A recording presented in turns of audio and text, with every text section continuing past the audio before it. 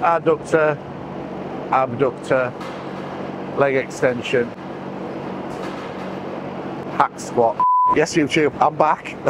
I'm back from the dead. I think it's pretty ironic that last time when we were in Ultraflex Durham doing the back session, I was talking about needing a rest before I get ill. As it happened, 2 days after that, I ate some shrimp, some prawns that was been delivered to me in bulk, and it was quite slimy, it looked quite gritty. I just thought it was because it was in a bulk bag. I ate the shrimp and like I do for my breakfast every morning, and I just thought didn't taste quite right. That worked quite nice. And then that night, absolutely all hell broke loose. Food poisoning for the next 5 days solid. I lost 30 pounds in 2 days. So obviously in a rebound phase, a lot of the weight that comes on is just water and glycogen. That very little muscle in the beginning. So that water and glycogen that was obviously in and around 30 pounds just come straight off me. And from that point I was pretty much bedbound for 5 days. My calorie intake for the full 5 days would have probably been about 300. I could drink Hydromax every now and then and keep it down, but a lot of the times it was just coming back up or coming out. So that was pretty hard for me just to be laying there. Also trying to get through client work as well when you're feeling like death. Online coaching is a 7-day, 365-day job. People need to be looked after as well, so that was quite difficult. However, what I did find was the strangest thing was, even though I'd lost all the weight and I stopped weighing myself because I didn't want to stress myself out, on the Sunday after feeling better for 2 days, even though I still hadn't eaten anything, I think I had like a sandwich and ice cream, just really small things I could just palate and get in without being sick. Like a bodybuilding meal when you're feeling like that is just not going to sit well. I noticed that on the Sunday and especially on the Monday as well before I came to train, I was actually really full. I looked full and lean, and I just thought, I can't believe I looked like how I looked in terms of like no muscle loss or just how fresh my physique looked considering what had happened, because it ravaged me with that illness. So to me that was like, right, okay, I desperately needed the rest. As ill as I was laid in bed for 5 days, my body responded in a positive way because of the rest I had, which was obviously a really big indicator to me that when I do rest, it's not enough. It's just simply not enough. The training I can recover from, but sometimes at the end of a phase like that, I just need longer rest. So coming back now into what we'd call like a initiation phase of training is, rather than going at full pelt in terms of volume, I'm going to go in at 8 sets per body part this week and go in at 2 days on, 1 day off. So I already had 2 sessions back in the gym, which was chest and triceps and then back and biceps. So 8 sets for chest, 8 sets for triceps, same for biceps, same for back. So today with legs slightly lower again, I'll do 6 sets per body part because I will add adductor in there and calves, and then just 6 on quads, 6 on hamstrings. And then next week I'll taper that up and I'll go to 9 sets per body part and then 10 sets per body part. So far in terms of the rebound, calories are around, well, carbohydrates at 600 grams of carbs a day. And I found that my body weight is actually, I've gone straight back up to like 258. So I'm only like 3 or 4 pounds off where I left, which is fantastic. So next week a little bit higher, food a little bit higher. So far drugs are staying the same. However, I don't think they're going to be there for very long now. I think potentially by the end of the week, I'll enter a recovery phase, but I'll keep you guys posted on that. So today, first leg session in 4 weeks. Not trained my legs for 4 weeks. So this is going to be interesting. I'm still going to go in, but the recovery from this is going to be quite hard over the next few days. A little bit of a setback. All we can do is just get ourselves fresh, which we've done, and then carry on as we're meant to go on and get massive still. Let's go.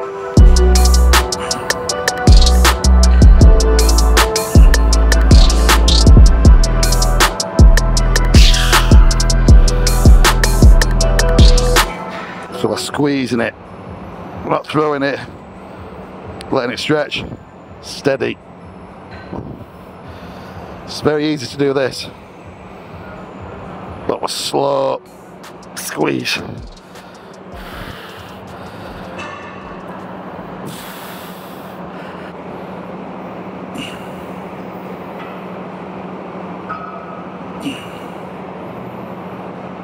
So why are we doing adductor or abductor? One thing that Milo said to me when I was out in Las Vegas that stuck with me quite heavily actually is, when I train my legs genetically, my legs are such a stronger body, so much of a strong body part compared to the rest of my body.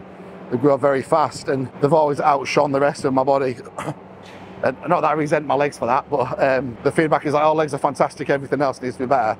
So anytime I train my legs or anytime I've got anything to do with legs, it's like I back off a little bit because they're just going to grow, they're just going to keep outshining the rest of my body.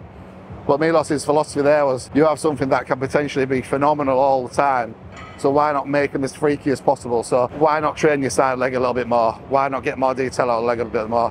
Why do you make that body part freaky as you can, and the rest will come? So rather than me holding back on legs, I'm just going to carry on making sure that now this time that they get better, rather than, all right, okay, I'll keep my legs where they are because that's where they need to be.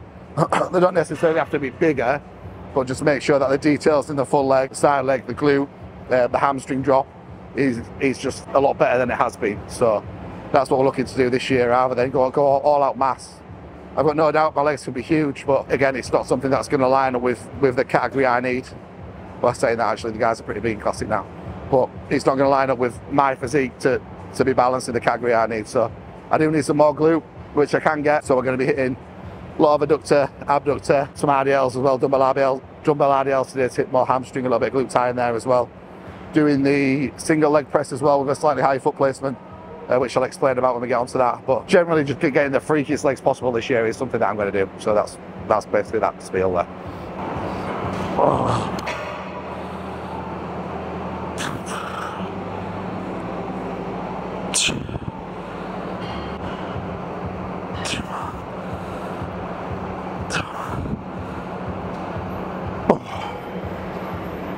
Yeah, it's nice. It's an interesting point, actually. Me saying before that my food's gone to 600 grams of carbs, when it was at 1100. Yeah, my body weight is the same on 600 now than it was on 1100. And I'm not taking the oxys anymore. I stopped taking the oxys when I weigh well. Obviously, an oral can upset your stomach, so anything like that needed to come out. I did keep the cycle in purely for catabolic reasons, you know, just trying to keep on hold as much tissue as possible, and then keeping it in this week again, just when I come back, just to help with that recovery, just to help with basically assimilating food a little bit better.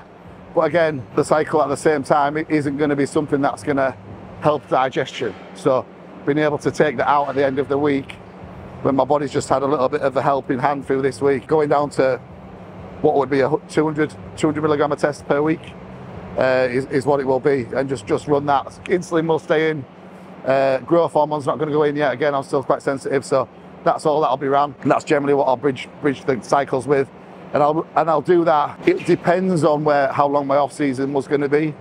So it was potentially going to be 8 to 10 weeks. However, I think my prep might start February, maybe March time, which gives me a little bit longer. So I'll probably do that for 12 weeks, which is a reasonably long time for a lot of people. Or they might say it's not, but trust me, not a lot of people stay out for 12 weeks. Not pros, unless again you're genetically gifted.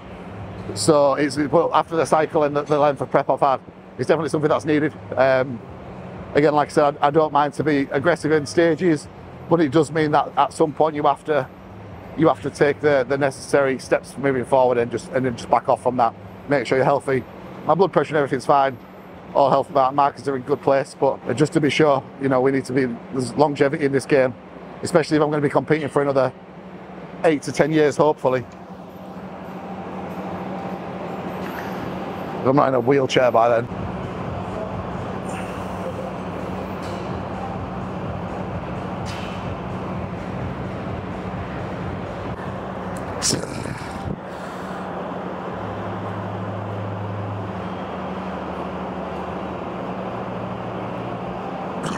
Right, so while I've been away gallivanting at other gyms, been a gym slag, obviously Ultraflex has got some new kit in. Cybex Eagle leg extension is actually a very good leg extension. Actually, Durham have this leg extension in.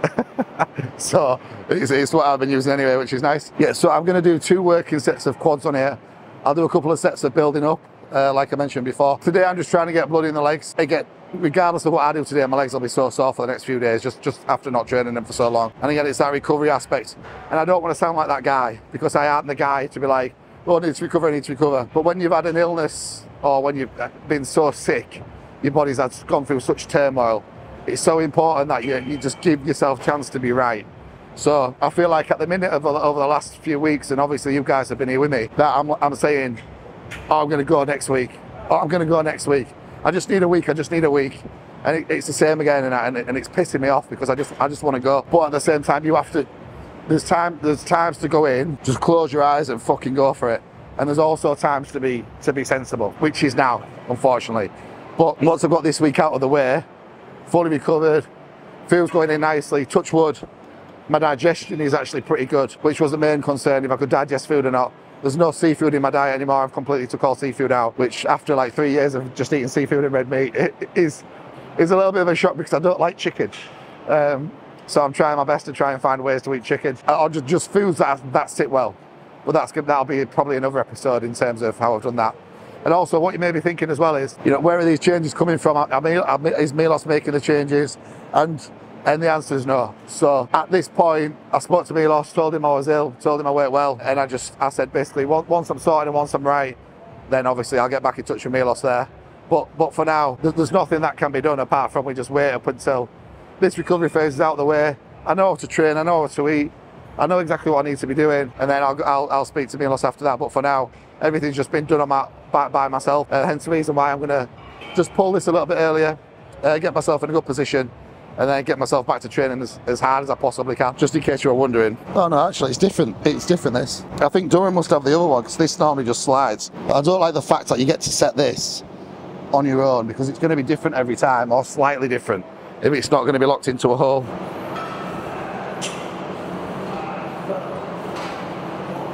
Oh, there's no weight on that. Look at the shakes.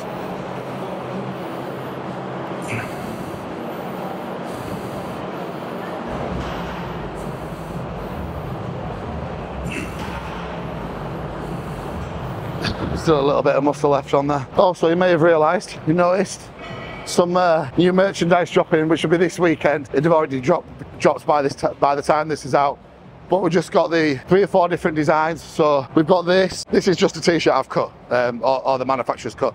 So we've got this, which is in white also, with the skull on the back. And then we've got a red one with like a different skull, red skull on the back, and another purple one with like a witch lady on the back. It's just like a unisex one. Well, they're all unisex, but this one's that was more aimed at females. So it's like 3 or 4 new designs, and I'm sure Joe will put like an Instagram thing here to go to the oversized page and purchase them. The quality is really good. We are going to do some more drops, but this is just going to be this is going to be the one that we're going to do for a long time before the winter stuff. So massively appreciate if you could support me there, guys. Something that I want to really elaborate on is making some decent gym clothes. There's plenty of good gym clothes out there anyway, but just it's very rare to have something in your mind and put it on a t-shirt and actually come out how you want it. And these have come out exactly how I wanted it. So right, so this is the working set, minimum of 12. That's better.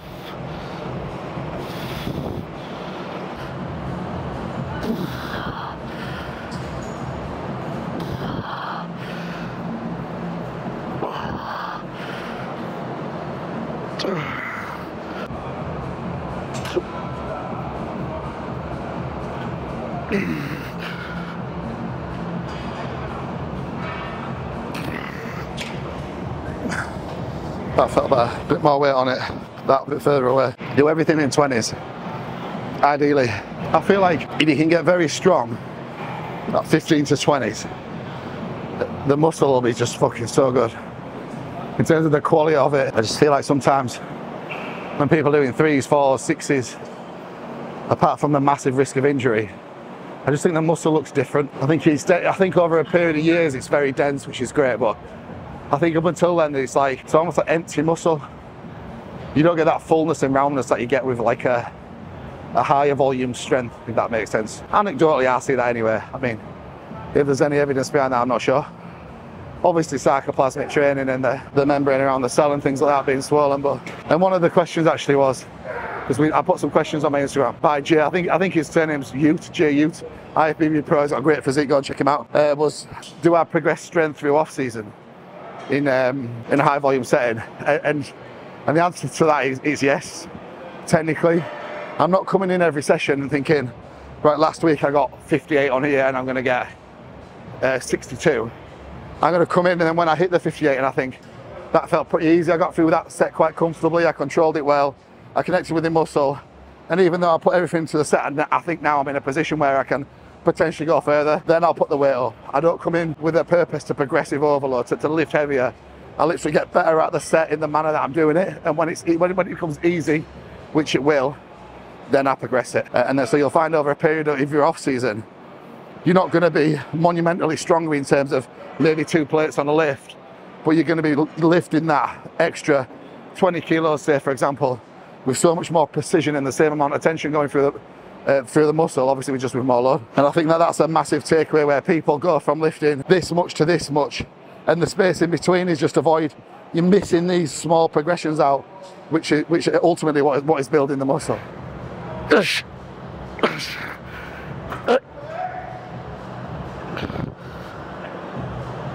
Oh, get back. All right, this is going to be interesting. So we've decided to have a go on the Arsenal today.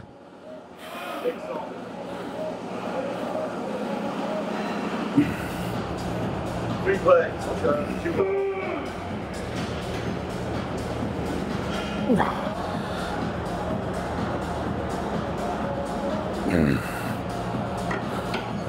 First working set. So just 2 plates. Like, people can get confused sometimes with my leg training, saying about that I don't lift heavy. How are my legs sort of this big? Or how have I got my legs this big lifting like this? And the answer is, at some point I was lifting a hell of a lot of weight. Regardless how I move, if it's a mechanical thing, if it's a genetic thing, I'm not sure. I can contract my quads phenomenally every single time. So if I'm in, I think I've mentioned this before maybe, if I'm in a chest press and it gets heavy, straight away other muscle groups and other body parts try and come in. Regardless of how many plates I put on this right now, my quad will try and take everything. And I just don't know if that's a hip placement thing or what, but that's really been able to lift a huge amount of load with muscle only is really what's managed to build the density in my legs in the first place. But now being able to put a lot of tension through the quads over a longer period of time seems to keep building them as well. I did think going to a higher volume style of training would not see any growth in my legs.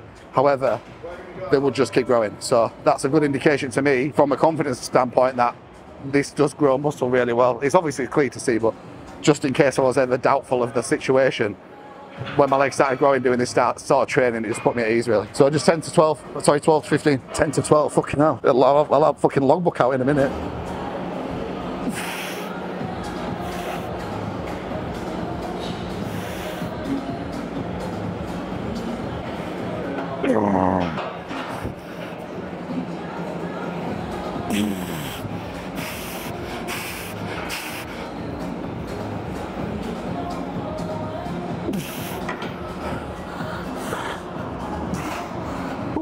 Good thing about this hack squat as well is the size of the foot plate. Ah, come on then, you fucker.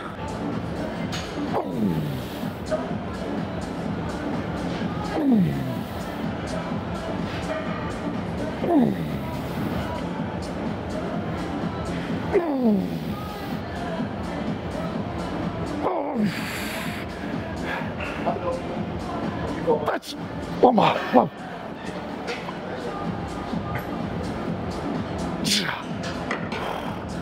Oh, that's perfect. So we'll do a single leg press now. I would usually do the Atlantis, which is very quad focused, really good. But again, because I'm trying to recruit a little bit more glute in my quad sessions, sorry, my leg sessions, I'm going to do the Watson, which allows me to do a slightly higher foot placement, which is just going to allow me to target like the glute ham tying as well as quad. A little bit more of a compound movement rather than as direct as the Atlantis. Do that now, but quads, it's all right, innit? For 4 weeks of not training them. There's no lines in them because they're so full. That's the advantage of having a lineage of farmers who just work in fields, pulling ploughs. That's how you get good legs. Just clearly didn't lift anything with their upper bodies. Right, single leg press. We'll do 2 sets here. Right leg, left leg. Right leg, left leg. And that'll finish the quad portion of the session. Actually feels pretty good. My legs are actually really tired. I'll get through this nice and controlled, just again stimulating tissue. This is my day 1 of like my 2 days on. So I've got chest and delts tomorrow. It'll just be interesting to see if this does help my recovery while my recovery is diminished. As soon as I'm well enough, as soon as I'm able, I will go back to full send. I don't think I'll do double sessions. Potentially a delt day maybe on a night, or an arm session on a night if permitted, like deep off season. But for now, I think the single sessions are going to be suffice for what I need, and it allows me to enjoy the session more as well. Like the gym is my time. Like, it's no secret that my life basically sat in front of my computer, eat, sat in front of my computer, train, sit in front of my computer, eat, go to bed. But that's my life. On my days off on a weekend, I'm traveling to shows because clients are competing, which is generally like between an 8 and a 10 hour round trip of driving. And that's fine. That's what I choose to do. It's what I love to do. But my time today is, I leave the house at 11:30, 11:25, and I'll be in the gym till 2. So for that 2.5, 3 hours a day is my time. That's all I ask for in the day, just this. So when I'm doing 2 sessions, I was finding like I was rushing because I had to do it in a certain amount of time to be able to eat a certain amount of meals to get back to us to do the later session, to be able to still do my clients in between, and it was just not enjoyable. So now I can take my time. We can have a little chat between sets, and just enjoy the time of day. And the rest day yesterday, actually, as much as I hate resting, when I was there, I was watching YouTube videos about training, and I just couldn't fucking wait to get in the gym today. And so it's nice. I'm liking this period at the minute. So high foot placement. What I'm looking for is when I'm putting pressure, I want to feel this on. So that's on, but I can also feel my quad. I don't know when it's so high that I don't feel my quad. I need to find the balance between quad and this, and then slightly turn my toes out, so I'm opening this part of my leg. Lean over, get the stretch on the quad.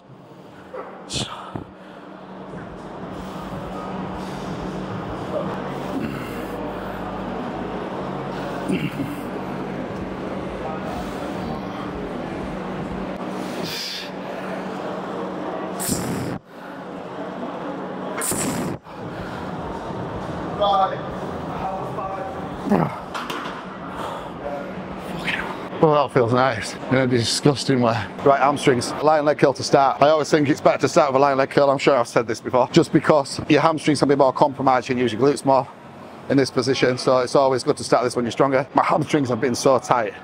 I don't know the reason why. I don't know if it's because I was doing some RDLs the other day. I sort of saw some bent over rows, and that's put tightness through my hamstrings because there's no reason for them to be tight. So I'll probably do like 2 or 3 warm-ups on here first before I do anything, just to make sure that everything's okay. And also let the pump go out the quads. You'll know if you're going to hamstrings from quads and you've got a big pump, you're just going to be feeling that stretch all the time. So we just want the blood out of the quads really now, into the hamstring before we actually go into our working set.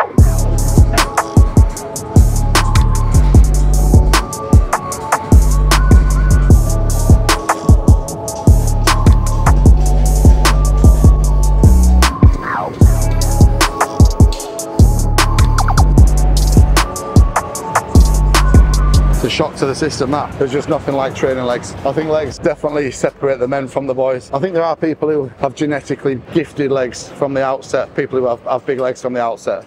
I wasn't one of them people, by the way. They responded very quick, but there's a lot of hard work. If you think about all the leg training you've done over the years, some of the sessions are just absolutely disgusting. I had a personal trainer who was like my coach, called Ricky Moore, and he was really the one that built my legs. I already had good legs at that point from training on my own, but I used to go to his studio every Wednesday. It was like an hour and a half drive away, and I remember getting in the car every Wednesday. I struggled to eat my pre-workout because I was so sick, because I knew just what was coming. And just the start of the session, just getting in that leg extension at the beginning of every session, I just remember feeling so nauseous and so nervous because I just knew what was about to happen for the next hour, hour and a half. And I think them days are what put the ethos in me that if you want big legs, that you have to fucking work. A set of big legs is a badge of honour. Jordan Peter said that. That's not me. I'm just paraphrasing. Okay, last set on here.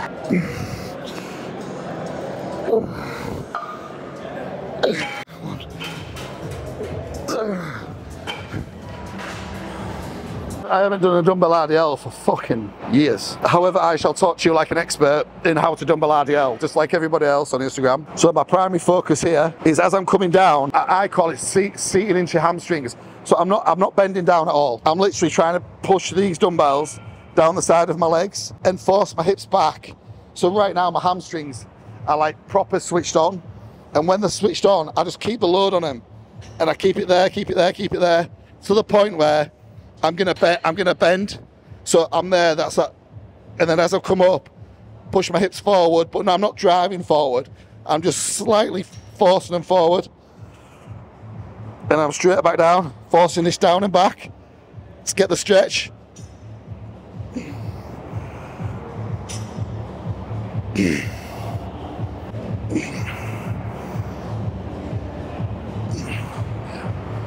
Oh, that's going to give me some big hamstrings there. So I'm literally just going to do 1 set of these, just one. It's not with a view to trash them, simply just something to feel the movement make sure I like it in that position. But even just doing that, the motion itself felt really good. Quite shaky. Just don't have that stabilising muscle sort of switched on as yet. And obviously you can do this. This exercise will be something that's very heavy as an upper RDL, but for today, in the usual fashion, we'll go nice and light. What, 22?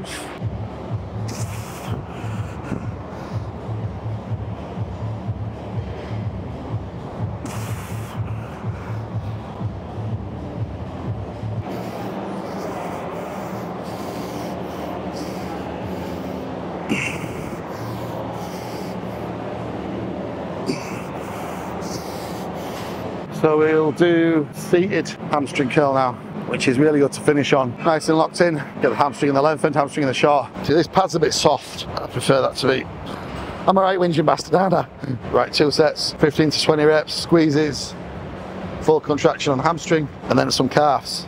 And I'm pretty happy with that today. And I promise next time we film, it's fucking all out, balls to the wall, fucking Dorian Yates, Sam Sulek. style training going on when I'm in a recovery phase. Only time I'm not going to build any muscle, let's just fucking go all out. Silly bastard. Do you know what? I feel like, I'm not going to say I'm glad it's happened, because I'm really not. It's fucked me, like, not mentally, but it's really played on my mind, like getting ill and sort of like setbacks and just things in general, how this sort of last 6 weeks have gone, or 8 weeks really. But I think it's good for everybody to see that things don't always go smoothly. Like, generally, 99% of the time, my life every day is the same, and I'm a robot, and that works really well, and that's what's allowed me to progress for a long period of time, or a lot in such a short space of time. But that's not always the case, and it doesn't always go like that. So you can see from the rebound, all the water went on, looked a bit uncomfortable, a little bit shitty, got ill, back down, start again. But one thing that we do need is just consistency every single day, and discipline. So as soon as you're able to go and you're willing to go, just go. And for me now, nothing changes. It's like whatever's happened over the last 10 days or so, it's like it's not happened. Just back on my nutrition, stick to my plan, come in and train. Obviously this week is done accordingly with, like I said, the recovery, but after that, it's like nothing's happened, we just go again. And you need that mentality. It's like, I've had a couple of clients this week who admittedly have, fallen off the wagon or struggled and, just had a fuck it moment and gone off on one, but they've owned it. They've said, look, this is what happened, and what do I do now? How do I fix it? And there is no fixing it. There's like, you understand what's happened, you acknowledge what's happened, you acknowledge how it's made you feel, or why you did it in the first place.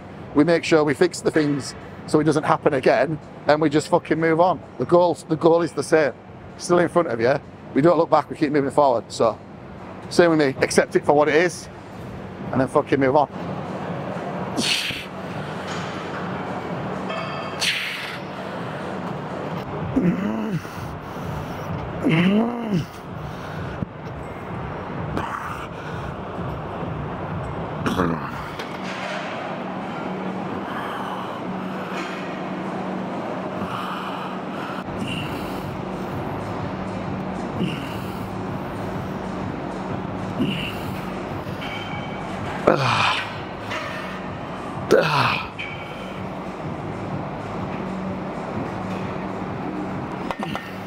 Another question, what do I see, or what do I think is the biggest mistake that beginners make when coming into the gym? And it was interesting because I had a conversation with Nathan Stiles, another IFBB pro, the other day, about some of the guys now are going in from 16, 17 with proper nutritional advice, proper training advice, and generally that's a very good thing. But also for the majority of people who are starting training, I also think it hinders them massively.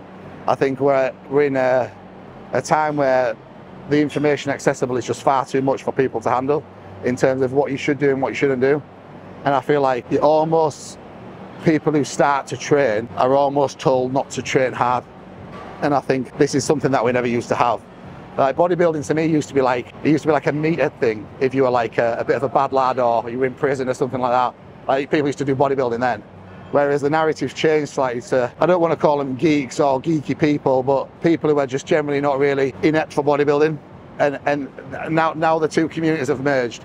I feel like just the amount of information that people are giving out, the people who are better at speaking, who are more articulate, make a better case for what you should do. And I think these guys are just making it far too fucking easy because they can't do the hard work themselves. So yeah, let's start to train reps in reserve, and let's only train X amounts of sets. Let's only train 2 days, because They don't want to fucking train hard, because training hard, lifting heavy and doing all that, it's fucking difficult and it requires a lot. So you can go to as many scientific studies and literature as you want to try and make arguments to make things easier. But at the end of the day, muscle is built, bodybuilders are built on hard work and nothing else.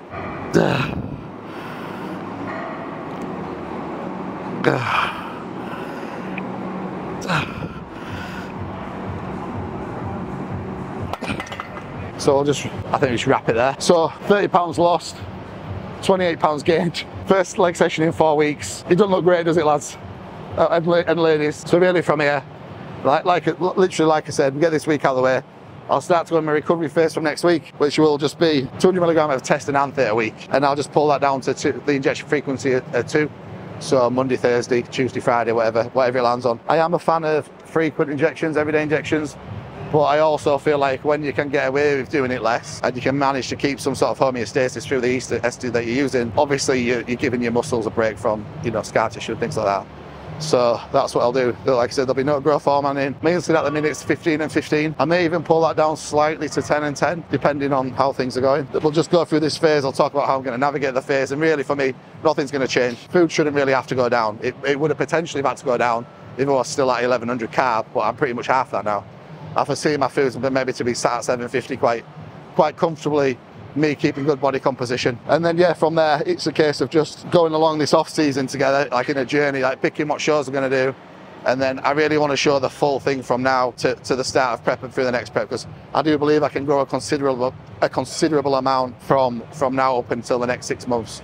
So I'm going to be excited to show you guys that and see what you think and see what you feel about how I've done it really. So yeah, up until next time guys, thank you very much again for tuning in. Jimmy Tonk, off season starts next time again. See you later.